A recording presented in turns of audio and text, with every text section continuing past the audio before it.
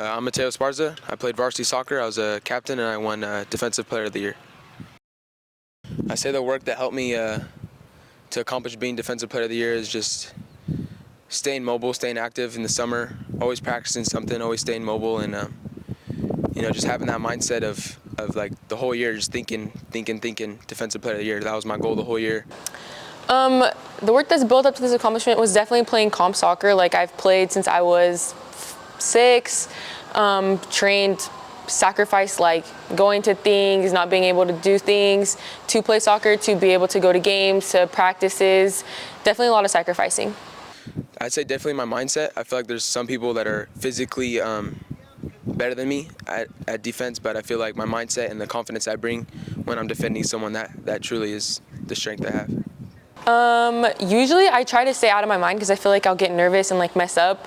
I low-key kind of sing in my head, or like I'll talk to myself, or I'll talk to the other, like the players, and I feel like when I talk to them, it kind of like gets in their head a little bit. So then, I don't know, I just stay out of my head and try not to be nervous, because then I feel like I play bad. My name's Coach Burns, and I coach the boys soccer program here. It's his leadership. I mean, the guy knows how to lead a group of people better than most his age. It's actually pretty remarkable to watch. And he's cerebral too, so he's smarter than most of the players on the field.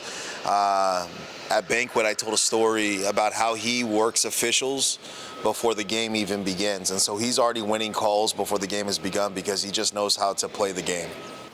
Coach Kronenberg, Manteca High School, girls varsity soccer.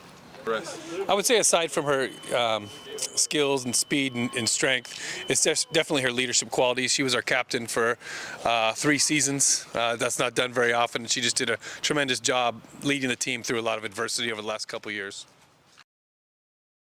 What's going on, Buffs? Today we're going to be talking about Brennan Vega. He's a transfer from Elk Grove.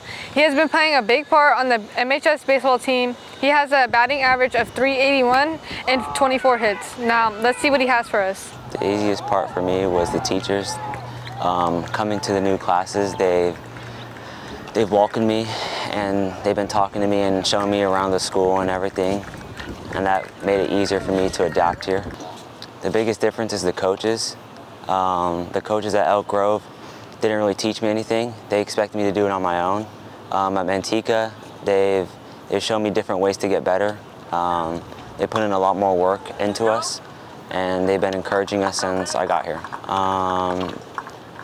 The newest thing I've learned is to give 120% in everything. My coaches have taught me that being here, and it's really helped me move forward in my academics and baseball. Yes, I think he's bought into our team, and I do think that he gets along very well with the guys, and he fit right in as soon as he got here because he works really hard. He's one of our better outfielders, and he's been able to kind of hold down one of the top positions in the outfield and as well as in our lineup. He's a very hard worker. You always see him trying to ask coaches questions to see what he can work on. He's always looking at film of other pitchers that we're getting ready to face to prepare for the games. So he's done a very good job at those things. Today we interviewed our fire and ice pitcher as our fire pitcher being Jimmy Burns, full of intensity, full of energy, and letting his emotion take over the game. Jeremy Cross on the total opposite side of the mound. He's emotionless, quiet, and never lets his emotion get the best of him. Yeah, I would say during games when I'm pitching, definitely the crowd plays a big factor in me feeding off it, feeling the energy, getting in the atmosphere and just dominating. Every game, I try to go into the game with higher energy for my team and just be uplifting and, a big hype guy, like keep the energy high, play well, play fast, that's it.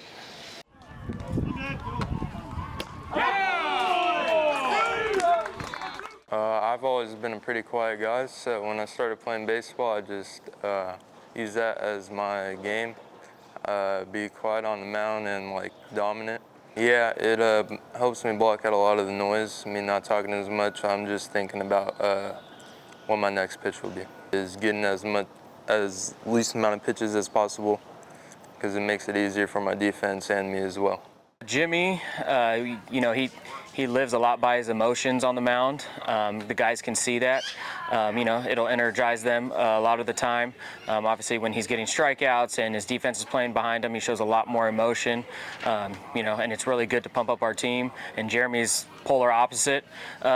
So Jeremy is always on the mound confident, but you would never know if he was starting that day or if he was having a good day or a bad day on the mound. But you know, he keeps our team going as well. Both of those guys are 1A and 1B on the mound. That we're going to be tough to beat. Either one of those guys, having them on the mound, we are going to be a tough out, whether it's in a single game or if it's in a playoff series. We have a lot of confidence in those guys, and we, you know, look forward to them, you know, taking us as far as they can. Hey Buffs, on this segment we're talking about Raniah Nelson, who's in second place for the school record of discus, hitting on 129.6 at the MJC Invitationals. She also hit a brand new PR this past Wednesday, hitting 36 feet in shot put against Mountain House. Roll the clip.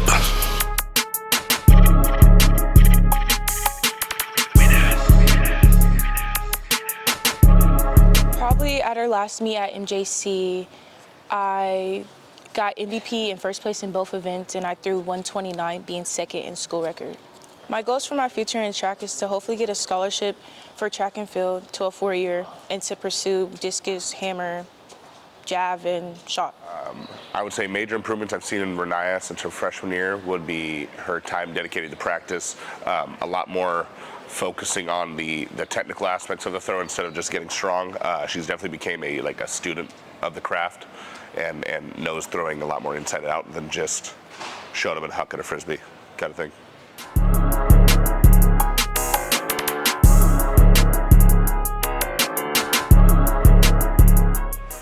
Raniah is the athlete she is because of her dedication to wanting to be a good athlete. Not just through throwing, but really any sport she's participating in, she's definitely giving her all. I think she's doesn't have the confidence that goes with the talent she has. Once she kind of realizes that she is good at a lot of things she does, I think the sky's the limit. Raniah as a person and an athlete, I would say, is very hardworking, very technical, and very dedicated. Yeah, you don't get as good as she is with just part-time. And she's the kind of kid that would spend her weekends and her free time throwing to get better.